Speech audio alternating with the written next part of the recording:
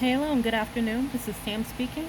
Today we will be going through the process of calibrating the cutter settings for our Cut True 2 29A formats. This will need to happen if you try to cut at a certain measurement and it does not come out correctly. Let me explain. This piece of paper was measured to cut at 11 inches. Unfortunately, it did not make it all the way to 11 inches, and we have lost 1/16 of material.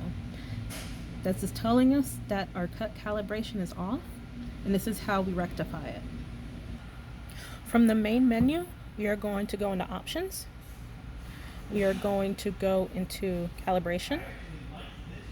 And then from here, we're going to input our calibration sensor value. The default is going to be 18.53 inches. Going to hit the measurement.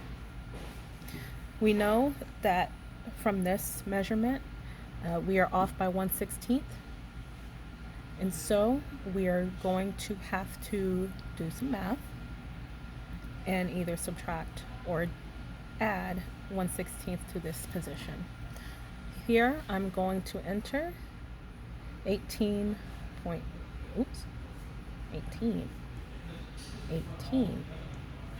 Oh goodness, 18.5. Enter. And then from here we'll hit Calibrate. From this screen, we must press the green button and also the calibration button in order to allow the calibration to commence. Once the calibration has succeeded, we are going to do the same 11-inch test, and we'll see how this cut comes out. As you can see, our cut is dead on, and we now know that it is calibrated correctly. If you have any more questions, contacting support will give you resources, someone who can walk you through the process if you're not comfortable doing this on your own. Thank you for watching, and I hope this helps out in your small format endeavors.